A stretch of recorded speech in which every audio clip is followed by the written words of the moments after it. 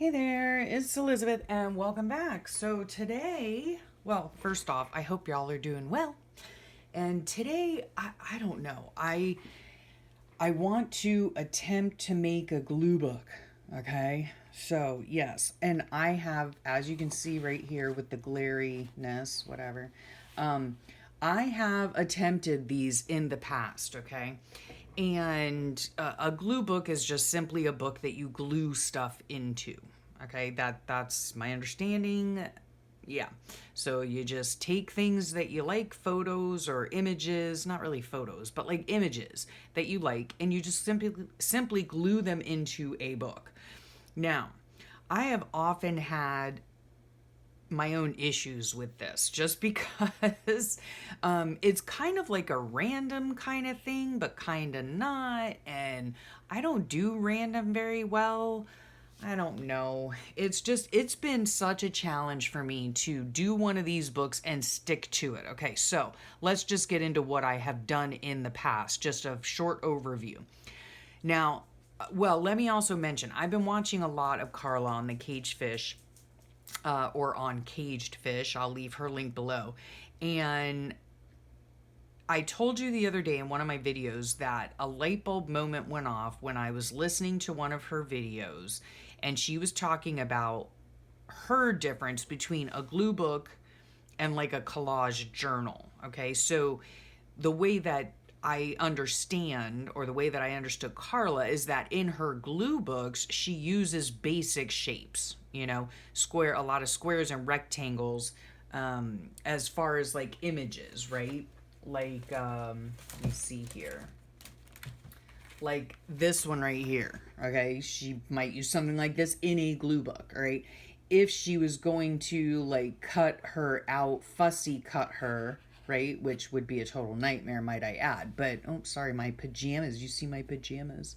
Anyway, yeah, if she were to, fussy cut this, then that would go into one of her collage books, okay? That's my understanding. So, I've really struggled with trying to do a glue book. I have done collage books. That's what I have right here, some of them, and I've just never gotten very far. But when she talked about just using basic shapes in the glue book, I was like, ding, okay, I can do that, I think. I can do that. I can do symmetrical, square, whatever, an occasional circle or oval thrown in, perhaps. I might be able to do that. So, let's just look at briefly what I've done here. So this one right here I made years ago, and it was following Joanne from Crafty Hodges, and she did a magazine journal, right? And all you do is you take a journal and I cut it to length. This is like traveler's notebook size, right? And I did a cover for it and all that. And then on the inside, you take each of the pages and you just simply fold them in half, glue them down, and then you have a thicker, magazine page. Now, the beginning here, see, I did a little bit of decoration. Here I started, gluing in some stuff. And then here's where it turned into more of like a collage thing, which I'm just not a fan of. Like, I don't know. I don't know what it is. I guess I have to be in the mood. I'm not really sure. So yeah, I did very few pages, and for some reason or another, I feel like no spread is complete unless there are words or phrases on it. I don't know. I guess I want a book that just has pretty things in it. It obviously it only has meaning to me. You know what I mean? But I love beautiful images, and so why not cut them out and put them in a book? I happen to think this is flipping hilarious, okay? So, that's about as far as I got in this book, right? And then the rest of it is just plain. And so I'm not sure if I'm going to continue on with this one or not. I just don't know. I just need to do it, I think, is what my problem is. Then this one here is some type of, oh, it's a Moleskine. Okay, so I started just pasting images in here, and they're just random, right? And I like them, but I don't like the randomness of it. Well, I love this boot here. I mean, I like this whole page. But anyway, But I do happen to, sorry for the glare, these are all really shiny magazine images. I do happen to like the square like this, right? And so, yeah, and of course the rectangle of this I like. But I also like kind of the juxtaposition between the, clean lines as opposed to a fussy cut image. So I'm just stuck in a conundrum, I tell you, stuck in a conundrum. But I really want to try again, to do but I want to do a glue book of just square images. Now, this one here you've seen, I have it, I have a go through of it, a flip through of it on my YouTube channel. And this is actually a collage journal that I made inspired by Tisha Moore. Okay. And the book itself was inspired by Tisha Moore. Here's another one. It is made simply out of one piece it's a one sheet of watercolor paper, couple bucks at Michael's, and you cut it into 3 strips. It's like 30 inches by something. I can't remember. At any rate, it turns out to be like 3 pages, right? 3 lengths of pages, and then you just simply sew it together with a 3-hole pamphlet stitch. And then some pages have, flip outs, and then some pages flip out this way. It's really a fun way to do a journal. So I'm considering maybe using this one, or like this one here I had started. Oh, here, this is a collage journal, but it also has like paint on it. Oh, I love that one. Anyway, yeah, some paint over here. So yeah, I had started on this one and I just need to finish it up. But these are really a great alternative to, making your own journal, right? Because it's just one sheet of watercolor paper. You cut it into 3 strips. I'll try to find the link to the video and put it below, because it's super easy. And the thing that I liked about this one, and again, sorry for the glare, right, is I loved working in this book. And one of the main things, see that I'll put the link to the flip through below, but I love those. Oh, so pretty. Oh my gosh, this was so fun. Takes me back. This I did in 2017.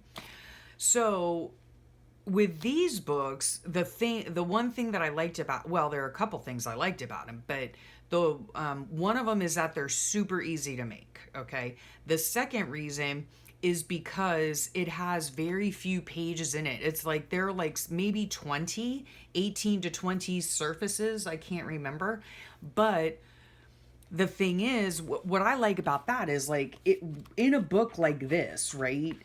To me, this right here is overwhelming. Okay. I don't know how many papers are in this book, but there's probably like, I don't know, 50. So that gives you like 100, or no, if there's, I don't know. I'm not doing the math, guys. Not doing the math, but it's overwhelming. Okay. All these blank pages that I see ahead of me that I need to finish, or quote unquote finish, even though generally speaking, glue books are really never quite finished, I guess. I don't know. So this is a really good alternative if you're wanting to make a book, a glue book or a collage journal, whichever. You can use it for both, I'm sure. Using something like this, because you only have a limited amount of pages, so you don't feel overwhelmed to fill up 100 some pages, and that's part of my stumbling block too, is if I start a project, I want to finish it, I want to finish it. So I'm not sure. Okay. I have like a lot of different alternatives here, or a lot of different ways in which I could do a glue book. And then I was looking in my stack of just book covers, right? Just book covers that I've gutted. And so I thought, well, I could always just make my own glue book, and then I don't have to worry about, I can put as many pages as I want, or not put a lot of pages or whatever, I can use up the plethora of book text that I have, right? So that's what I've been doing now. This morning, sorry, what I'm trying to do with this book is clean it up a bit, I do believe. And so I'm not really sure how I did this on the other book, but I think I'm just gonna go like this with I'm not even gonna use my ruler. I'm just taking my X-Acto knife and I'm running it down the side. Now, this is just the normal way, you know, to make a journal. Criminy Jane, I forgot to get my my cardboard. Shoot. Oh well. I probably have some right around the corner here. Anyway, I'm gonna well, that's what I didn't want to do. Okay, well, we can fix that. Everything is fixable. See, I went right into the dang spine. No worries. Okay, that's what I did not want to do, but that's all right. No biggie. See, so I made the hole there. Okay, we're going to fix that right up in a second. Now, y'all have seen me put books together before, and guess what? You're going to see me do it again. Okay, here's what we're going to do. I told you I had a piece of cardboard right close at hand. Okay, so we are going to measure this, sorry if there is a glare, to 8 and, what is that, 7, no, 9/8? I don't know. We're just going to do a rough estimate here, Okay, that's 5 3/4, so pen. 5 3/4, let's get that out of the way, sorry. So 5 3/4 by, what I'm doing here is measuring for the spine, okay? And we're gonna just take it to 9 inches or just below, so just below 9 inches wide, okay? It all depends on the book you have, right? Okay, so, and, oh, wait, hello. I need to measure this part here, which is about, I'm going to go with, I'm just feeling in here where it starts, where the book starts. I'm going to go with a 1-inch spine. That's it, because I'm just reinforcing this, right? I'm not adding anything. So yeah, so I'm going to take my paper trimmer here, and I'm just going to I'm going to actually cut 2 pieces of cardboard. Cut 2 pieces of cardboard 1 inch thick. And again, this is my book, so it does not have to be perfect. It really does not. Okay, so this is going to fit right in here like this, okay? I'm doubling this up because I might even triple it up. Yep, let's triple it up. Yeah, because I need it to be thick. So, okay, there we go. I think that should work. I don't know. Yeah, that's much better. Okay, so let's do this. Well, actually, we're going to do this. Okay, so we're going to we're going to cut that about there. Oh, let's see, just for giggles, let's see if it's about, yep, it's about 9 inches. It's a little bit less than 9 inches. Okay, so that looks like, I don't know, whatever that is. It's 8 and like, I don't know, 7/8 or whatever, you mathematicians out there. I don't know. Or this might be divided into 16ths. Yeah, so who knows? Who knows? Not me. Okay, so there's that, right? Okay. So, excuse me, I'm sorry. You know what I'm going to do, all right? And I'm going to tell you why I'm going to do it, okay? I am just going to adhere these together with, what is it called? With a glue stick. And you're probably saying, don't do that. That is not going to make for a very sturdy spine, okay? But it will work out fine for my purposes here. Okay, it will, trust me, it will work out fine. Whoops, we don't need the gloppy glues. Okay, it'll work out fine. All right, let's clean that up. All right, we're gonna get them all situated straight like, okay? Let me get my rag here. Okay, so there's that. All right, we're gonna go like this, okay? See, so it's, I hope I'm in frame. Oh, okay, there we go. Okay, so we're going to go like this. And again, I'm going to use the glue stick, and I'll tell you why, because I'm going to reinforce the whole entire thing with duct tape. All right. You can reinforce it with whatever you want, but this is, you know, this will be fine. This will be just fine to tack it into place. It dries quickly. It doesn't dry sticky, and we're going to stick this right in here. Okay. Okay, there we go. Okay, so the book, it still opens and closes, right? Perfectly fine. And I have a good sturdy spine in there. Okay, and that'll be just dandy. Now, I think I'm just going to put, I'm going to put 2 signatures in with, I think, I don't know yet. It all depends on how thick. I haven't gotten that far. I haven't planned that far in advance. You know what I mean? Okay, so we're going to take this. And again, it does not have to be a very clean job, right? It just doesn't have to be.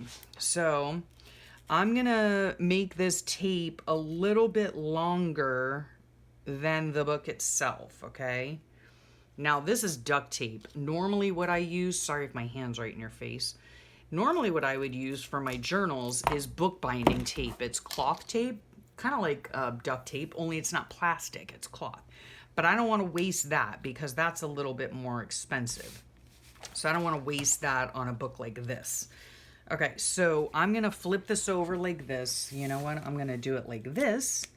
And we're going to, hopefully, let's see. We're going to eyeball it, which I hate doing. Hate it with a passion. That's, see, I'm like a perfectionist, I guess. So, yeah. So this whole glue book phenomenon is like so out of my comfort zone, it's not even funny. All right, let's get you back in view here. Now with these, I'm just gonna simply flip them up. This is how I bind all of my books, all right? Or how I'm not binding here, Elizabeth, but this is how I reinforce the spine of every single one of my books. Unless, of course, I actually detach the covers, which in this case I'm not doing. I saved the cover, right? Okay, now I'm going to take another piece of duct tape and, sorry, this piece of duct tape, I'm only going to cut it so that it fits between like here and here, right? I don't need to like double up a whole bunch.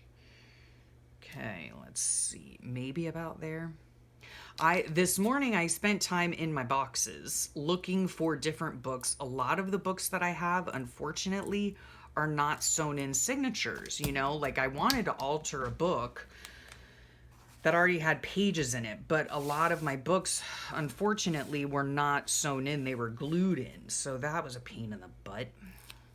So I couldn't do that. Okay, so here I'm gonna try to just eyeball this, center it somewhat, stick it down. Okay, and there, there you have it. Okay, let's get a little bone folder out, and we're just gonna kind of just, whoops, well, let's get in a little valley there, Elizabeth. Okay, yeah, we're just gonna run it down the little valley part there. It's just the natural valley in the spine of the original book. And you need that valley because otherwise it won't close. It won't open and close properly, okay? So there we have that. And let's just run that through there, run this through there. It's not perfect and it's gonna drive me nuts, but I'm gonna get over it as best as I can, okay? Okay, and there you have it, right? This is, again, this is exactly how I do all of my books, and then this cover is nice because it is matte. It's not glossy, so I can actually glue stuff all over this if I wanted to. The end papers, if that's what these things are called here, are in fine shape. I can collage on those if I want, or glue stuff down on those. And then the inside of the book, now I'm gonna make 2 signatures, okay? So,